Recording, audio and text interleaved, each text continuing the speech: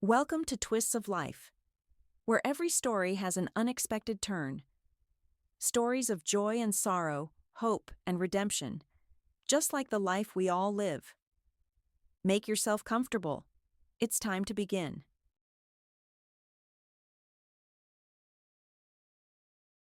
John Miller sat in his office, his face buried in his hands.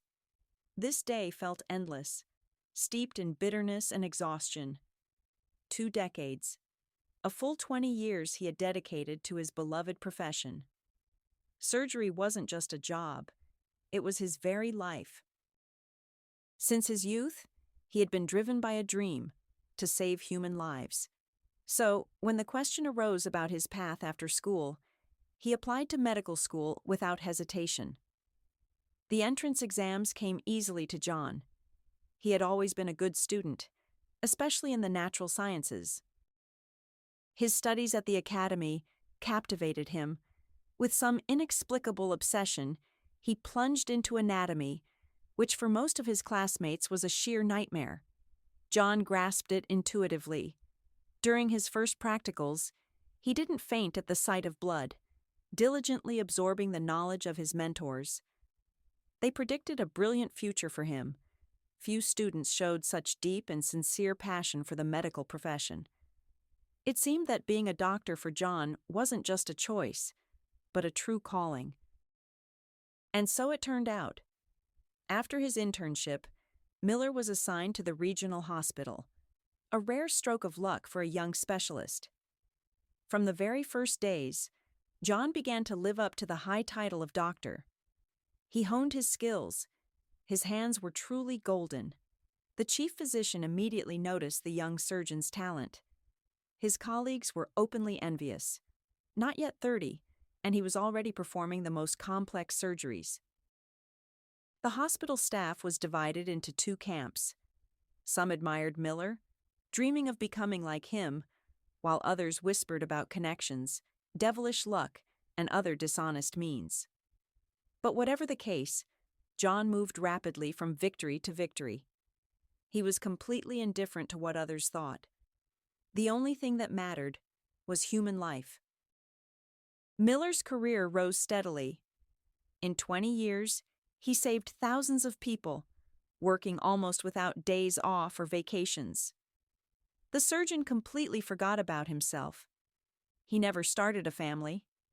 Of all his relatives, he only had his mother, who had supported her son in all his endeavors since childhood. Of course, there were women in his life, but he couldn't build a strong relationship with any of them. No one could endure his lifestyle, where work always came first. And now, after so many years, his impeccable reputation was in question. A patient died on the operating table. It was the first time this had happened in his entire long career. Everyone understood perfectly. Medical error was out of the question. Miller's skill had never been doubted. The patient had been brought in extremely critical condition. There was almost no chance of survival. For the medical staff, his death was a perfectly natural outcome. Only a miracle could have saved that man. Alas, no miracle occurred. No matter how brilliant a surgeon Miller was, he was not God. After the unsuccessful operation, he simply went into his office and locked himself in. He didn't want to see anyone. The deceased's relatives weren't at the hospital yet. The most difficult conversation was ahead. John didn't even know where to start. Usually, he saw joyful faces before him, radiant with boundless happiness. This gave him strength. He, an ordinary man, entered a battle with death and emerged victorious. But now everything was different. There was a knock at the door. John didn't react immediately. The knocking repeated. Miller reluctantly rose from his desk and went to the door. Behind it stood the chief physician, a stately woman slightly over 40. Eleanor Smith was feared by everyone except John. Once, this woman had been the love of his life. Back then, she was the clinic's first lady, a bright, driven colleague basking in the glow of fame. She immediately caught the surgeon's eye. He fell in love at first sight, although he always denied such a thing. Surprisingly, Eleanor accepted his advances, and a passionate romance quickly began. But even she couldn't accept that the man would always put work above their relationship. After living together for 4 years, Eleanor and John separated. Neither held a grudge against the other. Both understood perfectly that in their profession, such a choice was often inevitable. The woman remained a loyal friend to Miller. Even when she was appointed chief physician, she maintained warm feelings for her former lover. But now, there wasn't a shadow of friendliness on her face. "Johnny," she said softly, looking away, "this isn't the time for talking. A person died on my watch. I could have saved him, and I failed." Miller's voice trembled. It seemed he was about to burst into tears. "All right, calm down," she cut him off sharply. "Nothing can be fixed now, and you know perfectly well it was too late to save him. It's not your fault. Why this self-flagellation?" Eleanor locked the office door from the inside and sat on the sofa. John sat next to her and leaned back heavily. "I know," he exhaled, "but I can't help myself. This is the first case in my entire career. I'll still blame myself. I can't do anything about it." "That's wrong, Johnny." She placed her hand on his. "You just have to accept that you can't always save a patient. Many doctors have to face this. It takes time to get through it, to come to terms with it, to accept it. But you have to keep working. While you're suffering here, people still need you. That's the main thing." "When was your last vacation?" "What does that matter?" Miller asked indifferently. "It matters," Eleanor almost shouted, frowning. "Take at least a week off. You need it badly right now. Pull yourself together. I can't let you fall into depression. It will affect your performance. And God forbid, you might even leave the profession. It happens." "Never," John protested energetically. "Perhaps you're right. I'll go to the mountains. I always recover quickly there." In his youth, Miller loved hiking. Perhaps it was the only thing he ever looked forward to on weekends. Alone with nature, he quickly regained his strength and nerves. Eleanor didn't suggest a vacation for no reason. She knew exactly where he would go. "All right, don't come in starting tomorrow. I'll expect you back at work on the 3rd. Go home now, rest." "What about the relatives?" "I'll talk to them myself. It's a delicate matter. You understand?" And he was a difficult person. "We're trying to reach his wife now, but her phone is off. As far as I know, she's away. God, I can't imagine how she'll react when she finds out her husband is gone." "Don't think about that now. Okay, let me call you a taxi. You shouldn't drive in this state." The week flew by unnoticed. John almost completely restored his peace of mind. The solitude in the mountains had a beneficial effect on him. Miller had his own roots that few people knew about. When he returned from his hike, he barely thought about what had happened. The next day, he went to work. No surgeries were scheduled. He saw a few scheduled patients and spent the rest of the time in his office. Around 5, Eleanor Smith called for him.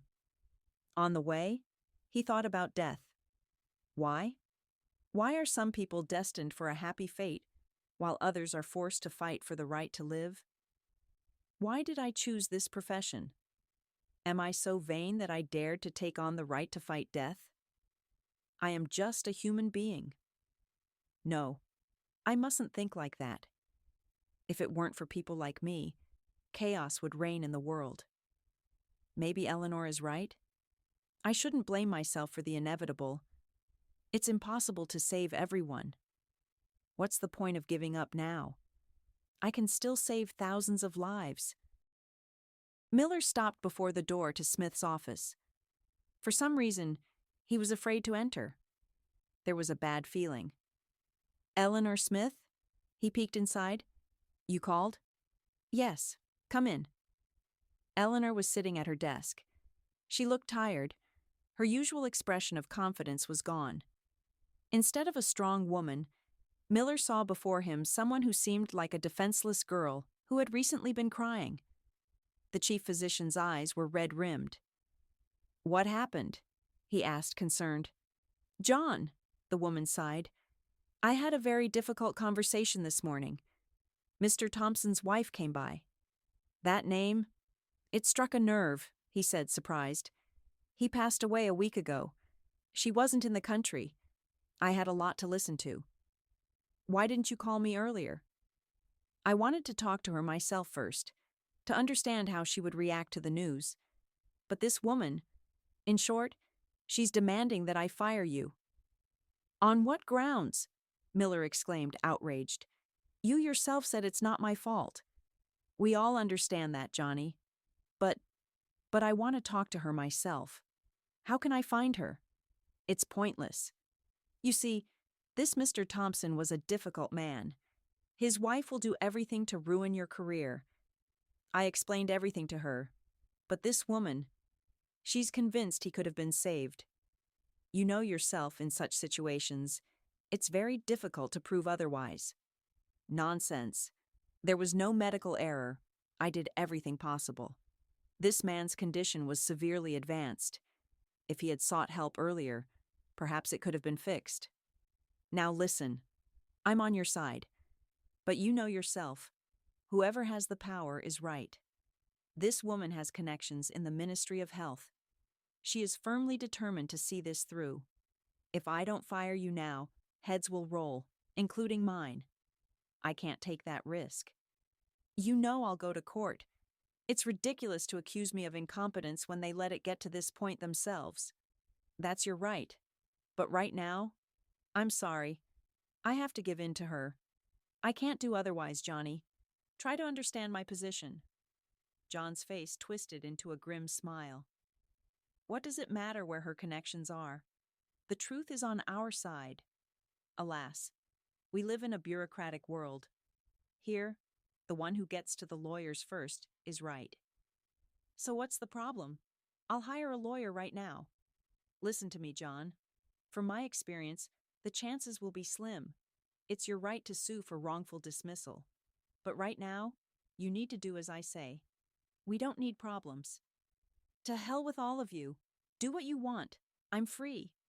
"Yes." Eleanor lowered her eyes. "You can go. Don't come into work starting tomorrow. I'm very sorry. I hope things will work out." John walked out of the office, slamming the door. What did they think they were doing? This was too much. I gave so many years to this profession, only for some idiot to just come along and erase everything? Yes, of course, I'll go to court. I don't care who she has connections with. I know I'm not to blame. Let them all go to hell, a bunch of imbeciles. Because of one death that was inevitable, hundreds more could happen that could have been avoided. John didn't even bother to gather his things. He just left the office without saying any special goodbyes, just the usual nods to colleagues, the girls at the reception. He got into his parked car and took a deep breath. He desperately wanted a cigarette. Miller hadn't smoked in about 7 years. He quit after breaking up with Eleanor. But now, a clear demand came from somewhere in his subconscious. John pulled out of the parking lot and drove to the nearest shop. He bought a pack, got back in the car, and inhaled with pleasure. For a split second, the longed-for calm came, but with each drag, it receded further. Throwing the butt away, John drove home. His head was in complete turmoil. He drove mechanically, moving in the obedient flow of cars. "I should at least buy some groceries," he said aloud. The supermarket was a couple of steps from his house. John parked near the entrance and decided to walk. He just walked, seeing no one around. In the supermarket, Miller mechanically filled his cart, not even looking at the products. When he got to the checkout and found he had 4 full bags of groceries, he was very surprised. But he couldn't put them back, could he? John slowly walked out of the store and ambled home. "Young man!" a voice came from somewhere far away. Miller didn't even immediately realize he was being addressed. He hadn't been young for a long time. Young man, the call repeated. This time, John turned his head toward the source of the sound. A few steps away stood a woman in worn clothes, holding the hand of a girl about 6 years old. "Excuse me for bothering you. How can I help?" John replied. The heavy bags dug painfully into his palms. The only thing he wanted right now was to get home quickly and get rid of this burden. "Could you spare us a little money? My daughter is very hungry." As if to confirm her words, the girl squeaked something. From her appearance, it was clear that the child was underfed. The little girl was very thin, with shadows under her eyes. The mother didn't look any better. John knew that beggars often played on pity, pretending to be unfortunate. He glanced at the pair. Either the mother and daughter were very good actors, or they were truly in need. He didn't want to give money, and he didn't have any cash on him. "I don't have any money," he said dryly. "But maybe groceries would help? I bought so much, and I don't need it all for myself." The woman's eyes lit up. John thought. She doesn't seem to be lying. He handed the stranger 2 heavy bags. "Here, take these. I honestly don't remember what's in them, but there's bound to be something. You can go home now and cook." "Thank you so much." Tears welled up in the woman's eyes. "I don't even know how to thank you. People are so cruel now. They don't care about others' troubles. My pride wouldn't let me beg. But what can you do? I feel sorry for my daughter. I don't care about myself." "What happened to you?" John asked, surprised at himself. He hadn't intended to talk to a homeless person, but something inside him squeezed painfully at his heart. He couldn't walk past someone else's sorrow. "Why do you ask?" the woman said, embarrassed. "Life happened to us. I can't tell you everything. Thank you for the groceries. We'll go now." "Wait," John suddenly called out after the retreating woman. "I can see that things are far from all right with you. If there's anything I can do to help, tell me. I'm in a difficult situation myself right now. I know what it's like when everything in life goes off track. How can I ask for anything from a stranger?" The woman sighed resignedly. "Groceries are one thing, although even that is so much. Hold on.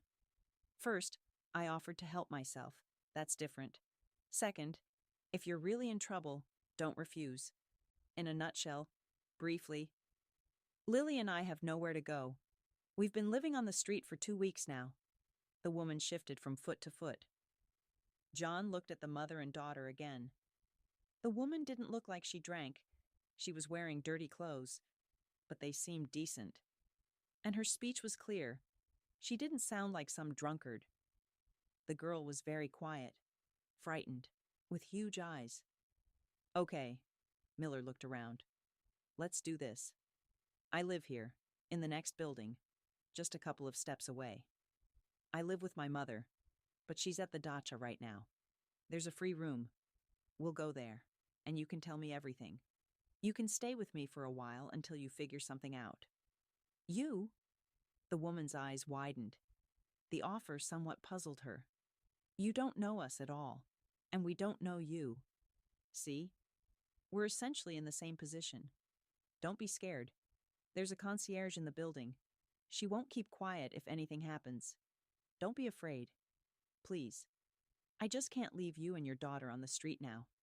You probably haven't had anything hot to eat for days. And who knows what else?" "I don't know." The woman was still hesitant. "We don't have any choice, really." "There's always a choice. I'm not taking you prisoner. You can eat, drink, tidy up your clothes. You can leave afterwards, but at least my conscience will be clear." "All right," the woman agreed with doubt, but she did. "My name is Sarah, by the way, and my daughter is Lily."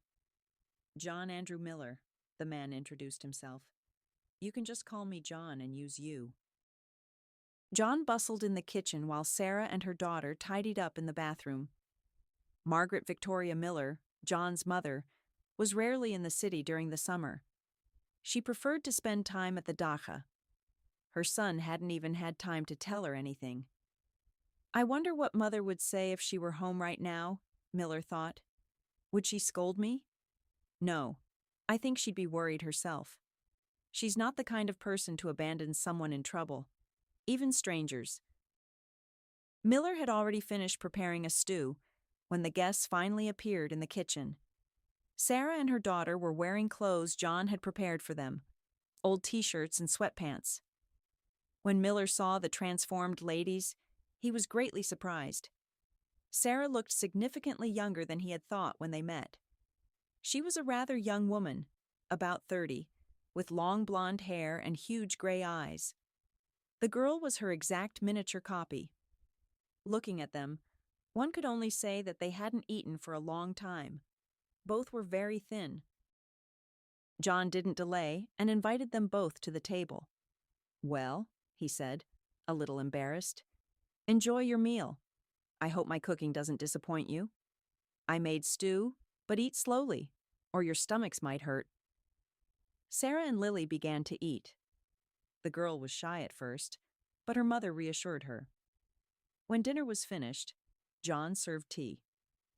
Sarah gradually came back to herself. A blush even appeared on her cheeks. "Lily," John said to the girl, "maybe you want to watch cartoons?" "Yes," the girl answered uncertainly and looked at her mother. Sarah nodded. Miller turned on the TV in the living room and settled the little girl on the sofa. When he and Sarah were alone in the kitchen, he began to ask questions. "Tell me, Sarah, what happened to you?" Sarah was silent for a long time, gathering her thoughts. Finally, she decided, "I couldn't take it anymore. I just took Lily, some money, and just left. At that moment, it didn't matter where I was going. I just wanted to leave that terrible place." Terrible place? In John's imagination, some kind of prison cell immediately came to mind. "Yes, my home. You understand? My husband isn't just a tyrant. He's worse. But Lily and I have no one but him. I endured his abuse for a very long time, but I reached my limit." The woman burst into tears. "Was it really that bad? Did he hit you?" Sarah nodded. A couple more minutes passed before she could continue. "I married Michael very young. I wasn't even 20 yet. My parents died in an accident. I was completely alone then, and Michael seemed like a real hero. He courted me beautifully, carried me in his arms. Only 3 months passed from the moment we met, and he took me to the registry office. I saw no reason to refuse, because back then it seemed to me that I loved him. We lived well. My husband worked in a bank. He earned well. But he didn't allow me to work.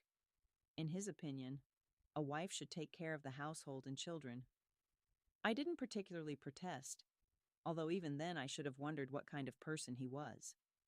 Until Lily was born, he didn't allow himself anything like that.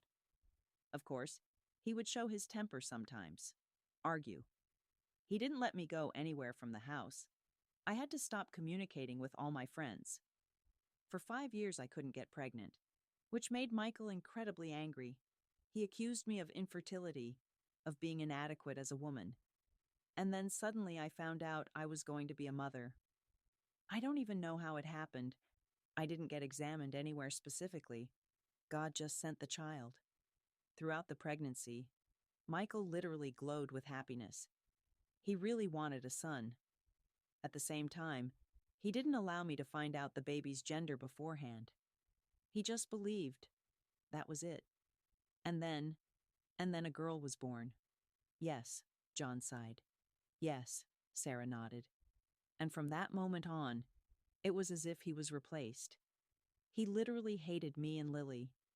He never loved her, but he tried not to show it openly, especially to his parents and friends. No, he bought her everything, didn't deny her anything, but he didn't feel any fatherly affection, and his attitude towards me changed completely. If before Michael might just snap, be rude, ignore me for half a day, after Lily was born, he often started to raise his hand to me. It started with slaps. If I raised my voice, such a punishment would immediately follow. I endured it. Well, and then it got worse. One day, Michael came home drunk. I went to the bedroom so as not to get in his way. When he came in, I pretended to be asleep, but that apparently didn't suit him.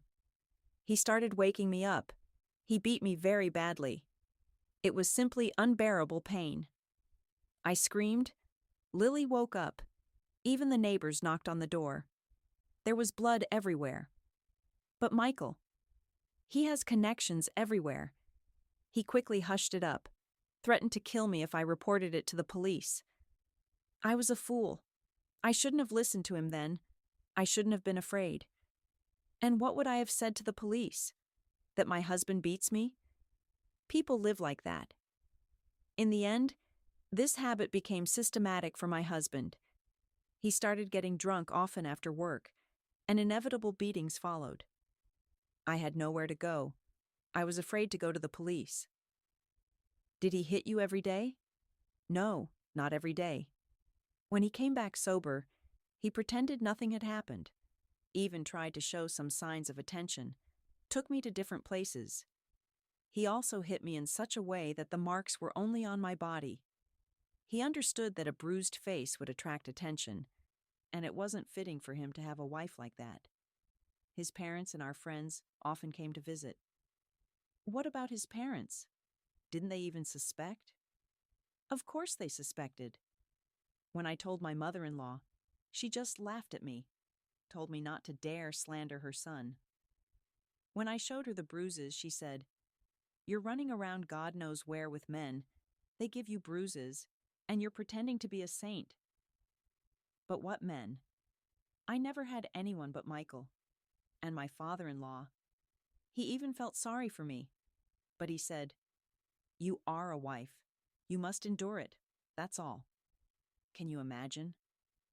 Sarah started crying. It was clear that the memories caused her great pain. This went on for almost 6 years. I just lived in hell. Michael became more and more cruel.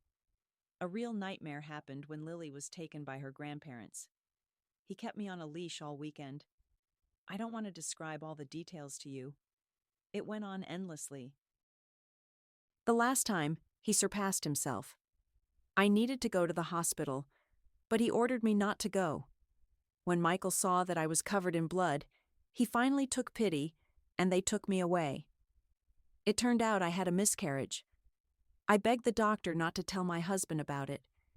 Seeing the bruises and abrasions on my body, the doctor said he would immediately report it to the police, but I still insisted on keeping it a secret. I just said I had a bad fall from a stepladder at home. We were renovating one of the rooms. The doctor shook his head, but he couldn't do anything without my consent. I would have. But he agreed not to inform Michael about the miscarriage. I just knew, if he found out, he would simply kill me. It wouldn't matter that he was the cause of what happened. When I was discharged from the hospital, he was already waiting for me at home. He didn't even come to pick me up. Can you imagine? Most of all, I was afraid for Lily, but thank God, she was at her grandparents' place all this time and had a good time. Is it appropriate to call it that? Michael went on a business trip. Usually he didn't travel like that, but there was some conference or seminar. He had to go for 2 weeks. That's when I realized it was my chance. I had to run without looking back. I simply couldn't live in constant fear and pain anymore. But where to go? He didn't give me money. I only scraped together enough for groceries, but that amount quickly ran out. I packed my things as soon as he left. I didn't tell anyone anything. It was dangerous, especially since I have no relatives or friends. I asked my father-in-law for a little money, supposedly to buy some things for Lily. I think he understood everything. This man is the only one who tried to help me in some way, but he lived under his wife's thumb his whole life, afraid to go against her will. Should I judge him? After all, I was in roughly the same position. And what did you do? Where did you go? That's just it. Nowhere. I rented a cheap room in another district, far from the old apartment. I thought about getting a job, but I have Lily with me. I can't place her anywhere. There was no money for kindergarten or a nanny. The money ran out in 3 months, you understand? If I were alone, I would have somehow managed. I found a small part-time job. I went cleaning floors in the evenings. John looked at this fragile girl. It was clear that she was not used to physical labor. He imagined how hard it must have been for her to decide on such a low-paying job. I have no education, no experience. Where else could I go? Besides, I was very afraid that Michael would find us. Before marriage, I studied. But after my parents died, I dropped out. And Michael didn't allow me at all. Only home, the family hearth, damn it. As a result, I'm 31 now, with a child, and a constant feeling of fear. All of this can be resolved. I understand you're scared, and the circumstances are difficult, but I can help. How did you end up on the street? How long has this been going on? We lived in the room for 3 months. When the money ran out, I managed to persuade the landlady to let us stay on credit for a while longer, but at some point, her patience ran out, and we simply had to go out onto the street. At first, we were at the train station. I tried to get into a rehabilitation center, but I thought Michael could easily find us there. So we just wandered around. I had to quit my job.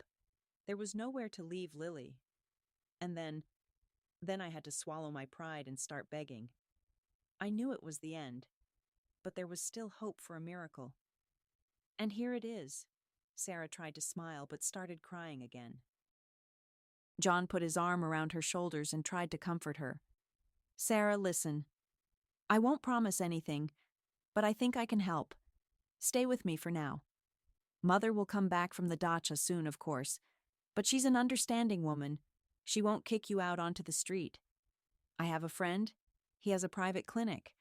How about getting you a job as an administrator there? It's not much of a job, but you have to start somewhere, and then we'll see. Really? A mixture of joy and doubt was reflected in Sarah's huge eyes. I'll do everything around the house. I don't want you to think I'm a freeloader. What about my husband? You'll have to get a divorce. Since you have a small child, it will have to be through court. He'll take Lily. You understand that there's little chance they'll leave her with me, right? I have no job, no home, and he has money, an apartment, influence. Nonsense. Everything can always be resolved. I also have influential acquaintances. Among them are several good lawyers, even a judge, and a couple of prosecutors. Do you work for the authorities? No, not even close. I'm a surgeon. Or rather, I was. Until today. How so? Sarah asked, surprised. They fired me today. A patient died on the operating table, and even though it wasn't my fault, his relatives are convinced otherwise. He was a difficult man. I don't even know what to tackle now. In any case, I won't let this go. But for now, I had to make concessions to the chief physician. I'll sue. There's nothing else left. Right now, I need to pull myself together. John and Sarah sat in the kitchen for a while longer, talking, after which the woman went to bed. Lily was already sleeping peacefully with the TV on. Sarah gently picked up the girl and carried her into the bedroom. What are you saying? Margaret Victoria's voice sounded extremely agitated. How can you be fired? How dare they? You couldn't find a specialist like you anywhere. Mother, it's too long to explain everything over the phone. I don't want to. Come over then. You have nothing else to do right now anyway, and I need help here. I'm redoing the flower garden, and it's hard to dig by myself. Will you come? John thought about Sarah and Lily.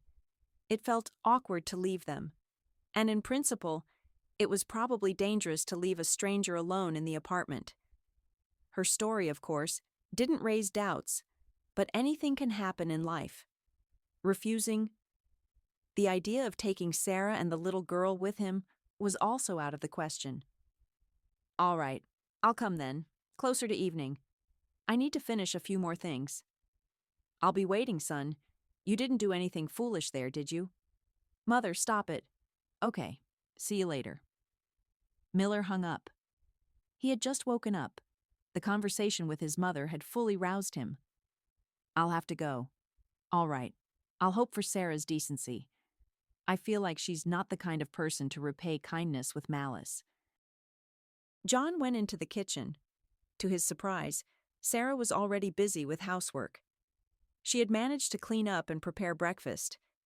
A steaming cup of coffee was already on the table. I heard you woke up and decided to quickly make some coffee. Do you mind me making myself at home?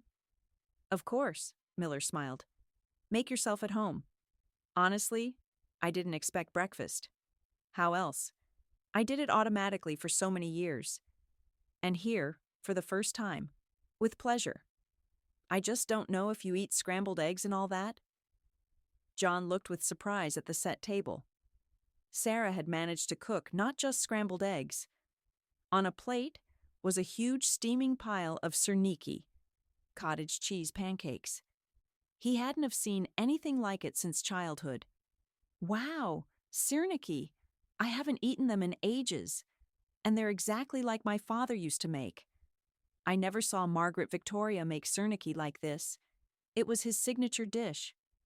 After the divorce, Mother cut Father out of her life, and serniki ended up on the forbidden list.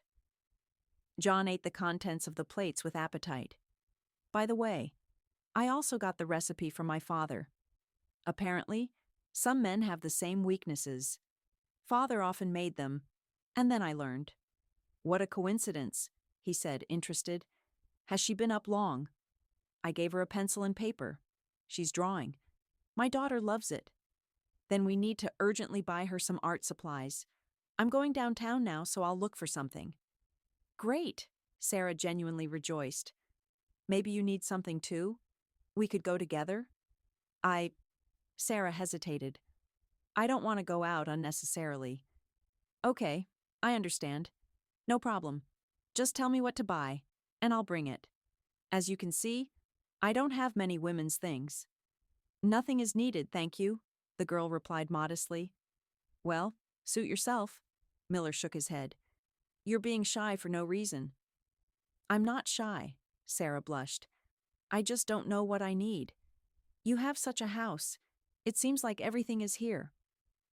Sarah, Miller suddenly began, finally deciding to tell her about his trip. Here's the thing. I need to go away for about 3 days. Can you manage here without me? I'll buy groceries. If you need anything, order delivery. I'll leave you my card. How can that be? Sarah asked, frightened. Are you really going to leave us alone in the apartment? You don't know me at all. What if something happens? Like a global flood? Go down to the concierge. She has the numbers for all the emergency services. I'll tell the guard that my sister came with her niece, so they'll be aware. But I won't go out anywhere. That's right. But can you take Lily out into the yard? The girl needs fresh air. Our yard is enclosed. There are no strangers here. Go out the back side of the house. I'll show you everything. I'll be back from downtown quickly. We'll discuss everything. Okay?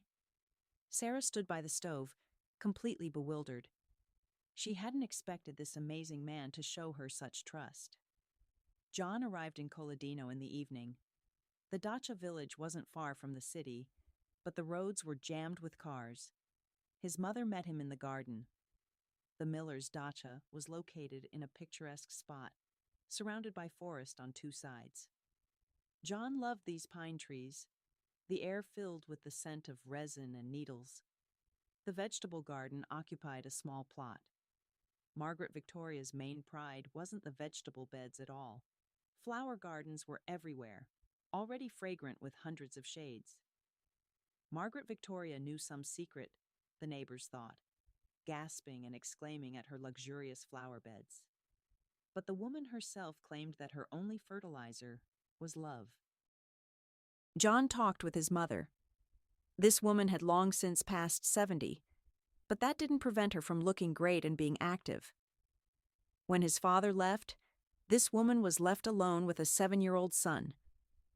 Of course, it was difficult, but it wasn't the exhausting work and daily cares that weighed her down.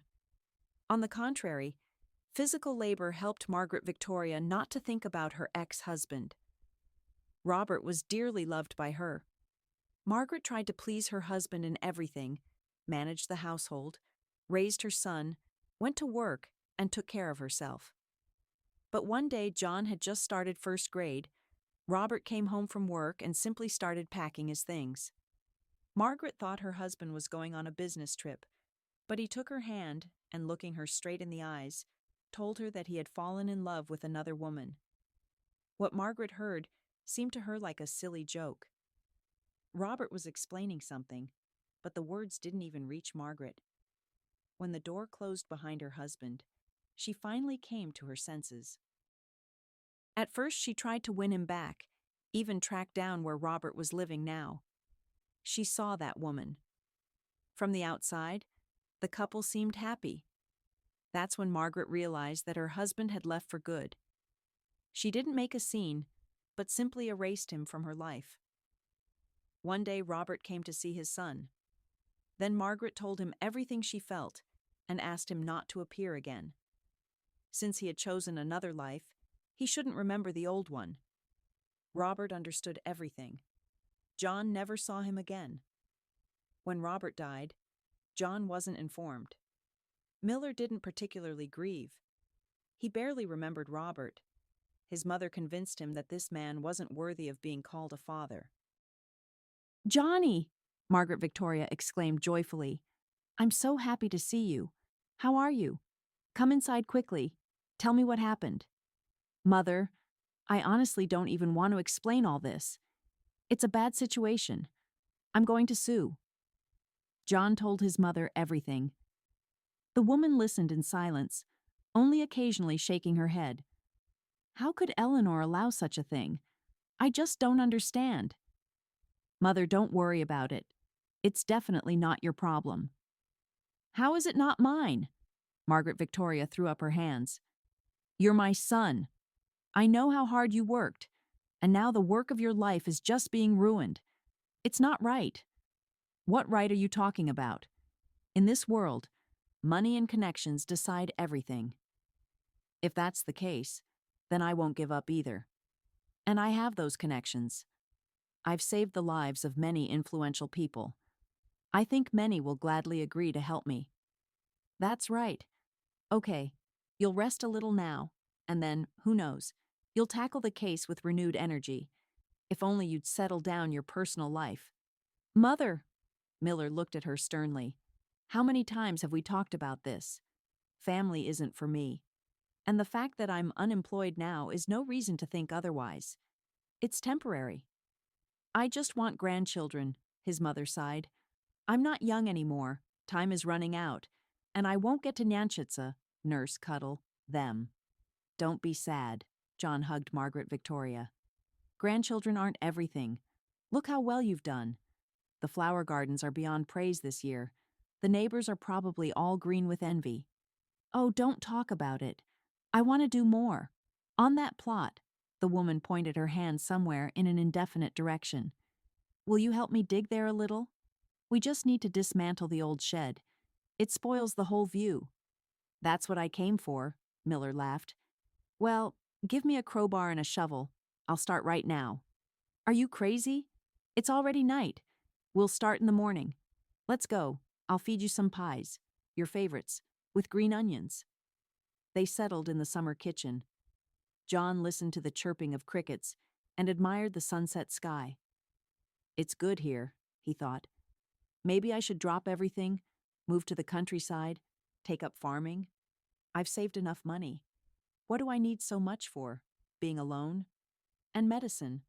What can you do if material principles come first, not moral ones? I will never accept that. Mother, he suddenly said. What, son? Margaret Victoria seemed to have already dozed off. I need to tell you something. His mother squinted. I don't like your tone. Well, Miller began. Yesterday I was coming home from work, completely exhausted, and I met a woman with a child. They looked so lost, hungry. In short, I gave them 2 bags of groceries. That's right, son. There's nothing wrong with that. It's a good deed. That's not all. They'll stay with us for a while. What? His mother looked at Miller in confusion. What do you mean they'll stay? Mothers Sarah and Lily are in a very difficult situation. They have nowhere to go. I just couldn't leave them in trouble. John recounted everything Sarah had told him to his mother. The woman just gasped. Johnny, but still, how could you leave complete strangers alone in the apartment? We have valuables and equipment there. What equipment, Mother? Miller threw up his hands. They won't take anything. The girls are scared to death. All they need right now is a warm corner. I want to help Sarah get a job. I don't know why, but she inspired trust in me. Ah, think for yourself. How many people would agree to let her into their home like that? It's a questionable scheme. You could wait your whole life like that. No, she's telling the truth. You should just see them. Lily is almost transparent. A girl her age needs to eat well. If I can help them, then it's my duty. I've spent my whole life saving people with my hands. Why can't I do it with my heart? Margaret Victoria looked at her son for a long time.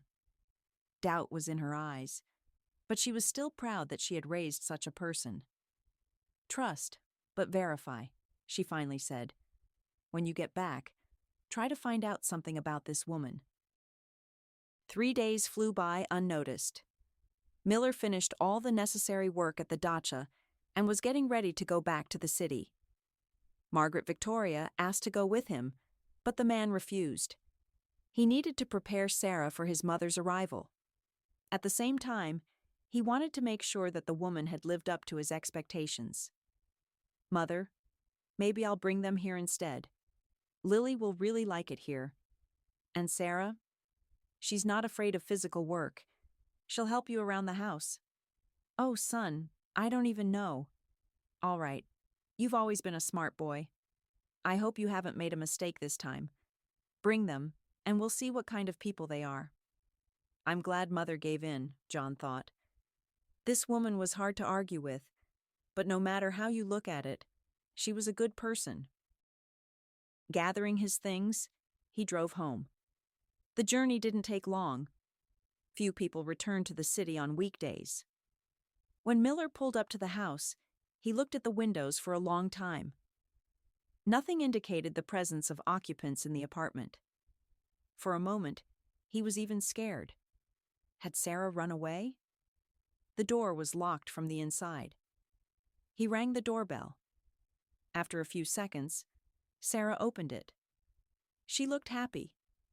The expression of fear had disappeared from her face, and her cheeks no longer seemed hollow. Here I am, Miller announced, and entered the apartment.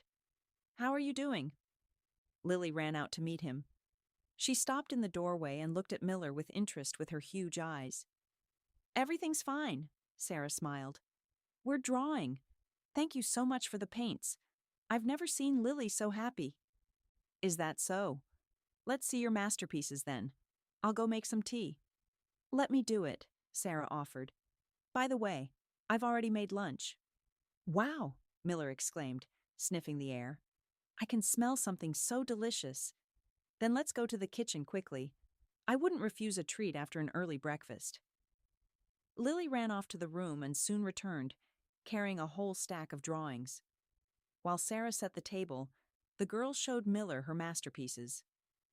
For a 6-year-old, Lily drew quite well. John was even surprised. Sarah, I think you should enroll the girl in art school. She has clear talent. Really? I'd love to, but... John didn't let her finish. He looked at the girl seriously. Lily? Tell me, do you want to learn to draw like real artists? Yes, the girl answered shyly and looked at her mother. Sarah nodded. Then I suggest you enroll in a school, a special place where they teach drawing. If you're interested, we can go and enroll tomorrow. Lily just looked at her mother, saying nothing. The girl's eyes lit up. It was clear that John's offer interested her. But it's probably very expensive, Sarah said, embarrassed. All right, I don't want to hear that again. Expensive or not expensive, what does it matter if the child has talent? It's worth developing it so you don't blame yourself later. I'll pay for everything. You don't need to worry about it. If it's inconvenient for you, Sarah, let's agree on this. You'll get back on your feet and pay me back later. All right? Is that possible? The woman asked, surprised. Anything is possible. I live alone. I have nowhere to put my money, so I can afford to spend it on a good cause. After lunch, Miller thanked Sarah for the delicious food. He noted to himself that the girl cooked very well. I'm going to take a nap. I'm tired from the road, and I got up very early. By the way, if you want, we can go to the dacha together in a few days. You'll like it there. Perhaps it wouldn't be very convenient, Sarah hesitated, especially since your mother is there. Mother already knows. I told her everything. Seriously? And how did she react? Did she scold you for bringing beggars into the house? First of all, not beggars, but people in trouble. There's a huge difference. Secondly, she did scold me, of course, but she quickly got over it. She understands everything after all. She's the one who raised me, so I inherited many traits from her. She never went out into nature. Only once did we all go to the sea together. But my daughter was very little then. She doesn't remember anything. All the more reason to go. All right, I'll rest, and then we can figure something out. Miller retreated to the bedroom. He fell asleep almost immediately. The emotional strain had taken its toll. When the man woke up, the apartment was very quiet. Sarah and Lily were also resting. He quietly left the bedroom. Passing by the living room, he caught a glimpse of Sarah sitting with her back to him. She was quietly sobbing, discreetly dabbing her eyes with a handkerchief. John cleared his throat. Sarah flinched and turned around, immediately wiping away her tears with the sleeve of her sweatshirt. Sorry, I didn't mean to. No, it's fine. I was just thinking. Why are you crying? What do you have there? It's a photo of my parents. Sarah handed Miller an old faded photograph. It's all I have left of them. When I ran away from home, I only grabbed my documents and this photo. John carefully took the piece of glossy cardboard handed to him. It showed two happy people. The man was gently hugging the woman, whose eyes sparkled with happiness. Miller's breath caught in his throat. What's wrong? Sarah asked, concerned, seeing that John's face had changed. These are your parents? Yes, the woman nodded. And what were their names? My mother was Helen, and my father was Robert. My God, Miller whispered and sank heavily onto the sofa. John, are you all right? You've gone so pale. Let me get you some water.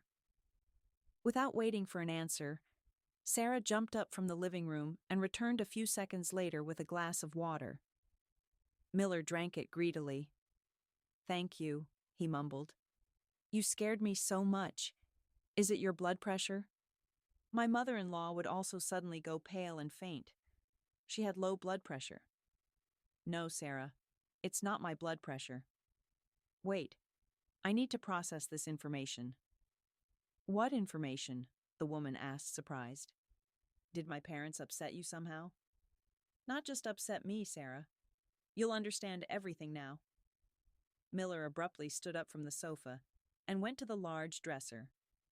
He opened the bottom drawer and took out two heavy velvet photo albums. Such albums used to be very popular. In each one were corners for family photos, on which precious moments of the past were forever frozen. John nervously flipped through the heavy cardboard pages with his fingers. What he needed just wouldn't catch his eye. Margaret Victoria kept everything, but that picture, had she thrown it away? Among the empty pages, John found the picture. The photo was about 35 years old. That was the last time the whole family went to the sea together. With a trembling hand, Miller picked up the black and white photograph by the corner. He looked at it for a long time. Looking back at him from the picture was a smiling little boy with a sunburned nose smeared with sour cream. The boy was sitting on the lap of a mustachioed man. Slowly, Miller walked over to Sarah and handed her the photograph. The woman looked at the picture uncomprehendingly. She knew this mustachioed man very well. His gaze only looked stern in the photo. In life, her father was very kind and often laughed. "How is this?" Sarah looked at Miller. "Where did you get a photo of my father?" "I don't understand." "When was this?" "Almost 40 years ago. You weren't even born then," John sighed. "His father was also named Robert." "It can't be." Sarah jumped up from the sofa. It was clear how tense her body was. "That doesn't happen." "As you can see, it does." Miller's gaze searched the emptiness. The man couldn't collect his thoughts. "It's just a coincidence. It's a common name. And men often looked alike in old Soviet photos. I get it. It's the mustache." "Sarah." John stood up and took the girl's hands. "You know perfectly well it's not about the mustache. Both your father and mine are the same person." The confusion on the woman's face was hard to describe. Emotions changed one after another. Finally, she couldn't bear it and started crying. Miller held her tightly to his chest and stroked her blonde hair for a long time. The next day, Miller took Sarah and Lily to the dacha. The newfound relatives both somehow became silent. It was hard to find words. "I'll tell Mother myself," Miller broke the silence. "Of course," Sarah nodded. "I wouldn't even think of blurting it all out to her right away." They hadn't told Lily anything yet. For a child, the appearance of a biological uncle probably wouldn't be such a shock. But for now, John and Sarah decided not to rush. Too many events had happened in the last week. Margaret Victoria was waiting for them. Having finished all the housework, she tidied up. When the whole group got out of the car, the woman looked at the guests with disbelief. "Mother," Miller called out happily to her. "I'm not alone, as I promised. Meet them. Sarah, Margaret Victoria, and this charming young lady is Lily." "Hello," Sarah said modestly. Lily also squeaked something. Margaret Victoria's stern face softened into a smile at the sight of the girl. She loved children very much. She couldn't resist their sincere simplicity. "Good afternoon, girls. I'm happy to see you. Why are we standing here? Come into the house quickly. I'll make lunch now. You must be tired from the road. Hungry?" "I can help," Sarah said, brightening up. "Oh no, I can manage myself." "Mother, it's impolite to refuse, especially since Sarah cooks wonderfully. I was surprised by the sirniki myself." "Sirniki?" his mother asked, wary. Apparently the mention of this dish stirred up unpleasant memories in her soul. "Yes," John smiled. "You'll be surprised, but they're exactly like the ones Father made." At the mention of Robert, Margaret Victoria winced. So many years had passed, and she still couldn't forgive her ex-husband for his betrayal. For this proud woman, there was nothing worse than such an escape from the family. "Well, we won't be making sirniki now," the woman replied casually. "If you really want to help, please come to the kitchen. And you, Johnny, show the girl the garden for now." "Well, Lily?" Miller winked at the little girl. "Do you want to see the most beautiful flowers in the world?" "The very most?" The girl's eyes widened. "They couldn't be more beautiful. Let's go together." They went into the garden. Lily ran from one flower bed to another, inhaling the scent of the beautiful buds. "And there are berries there too," John called out to the little girl. "Do you like berries? The raspberries are ripe." "I don't know," the girl shrugged uncertainly. "Don't tell me you've never eaten raspberries." "I have, but I definitely haven't tried ones like these." John went to the bushes and picked a handful of large red berries. She cautiously took one berry and put it in her mouth. Her eyes immediately lit up with delight. "Delicious. Can I have another one?" "Of course, you can eat them all if you want. The whole garden is at your disposal." Lily laughed and ran towards the bushes. She was so happy that Miller couldn't help but laugh too. He settled into a deck chair and turned his face to the sun. "Lunch!" his mother's voice. John woke from his semi-slumber. Lily had eaten her fill of berries. Her whole face was smeared with juice. My God, look, you're all smudged. Come on quickly, wash up, or Mother will scold you. Lily obediently followed Miller. He turned on the garden hose, the girl cupped her hands, and began to wash her face selflessly. She got completely soaked. When they arrived at the summer kitchen, Margaret, Victoria, and Sarah had already set the table. The women had made okroshka, cold soup. Steam rose from the boiled potatoes sprinkled with green onions, and next to them, on a large platter, was a pile of appetizing fried chicken. Wow, John exclaimed, a real country feast. And the main thing, Margaret Victoria noted, you did it all so quickly. Sarah has golden hands. He wasn't lying when he said she cooks wonderfully. Thank you for bringing a helper. Miller noted to himself that Sarah had already turned into Sarah. His mother didn't warm up to people so quickly. Apparently, this girl had found a way to conquer the heart of this proud woman. John liked this very much, as a very serious conversation was still ahead. When lunch was finished, Lily was carried into the house. The little girl had dozed off right on the bench. Margaret Victoria took Sarah into the garden to show off her plants. Miller followed them. When the tour of the hostess's domain, which had delighted Sarah, was finished, everyone settled in the gazebo for conversation. Sarah, unaccustomed to so much fresh air, began to doze off. John escorted her into the house and settled her next to the sleeping Lily. Returning to the garden, he sat down next to his mother. Mother, John began insinuatingly, well, how do you like the girls? A miracle, Margaret Victoria exclaimed. Honestly, I didn't expect it. I thought you'd bring some drunkard, all bruised. And here's such a decent girl, and her daughter is simply adorable. Quiet, surprised by everything, you can see the child hasn't been spoiled much. Yes, if only you had a wife like that, with a child right away, I would accept her as my own granddaughter. That's what I wanted to talk about. Johnny? His mother looked at him in surprise. Are you saying you've fallen in love with Sarah? Only a week has passed. I was just joking. I've fallen in love, Mother, but not in the way you imagine. How so? Margaret Victoria looked at him, not understanding. Can you love in some other way? I brought something. You have to look. With these words, Miller took an envelope from his pocket. He carefully took out his photograph from it. Here, look. You remember, right? Margaret Victoria took the card handed to her. She sighed deeply. Where did you dig this up? I thought I had thrown away all of Robert's photos. I kept it with me. After all, he wasn't just your husband, but also my father. Former husband, the woman corrected. Yes, but not former father, Miller countered. Mother, I know this conversation isn't particularly pleasant for you. Father hurt you deeply, and you never could forgive him. But still, you must have found out how he lived, didn't you? I won't believe for a second that your female curiosity didn't overcome your pride.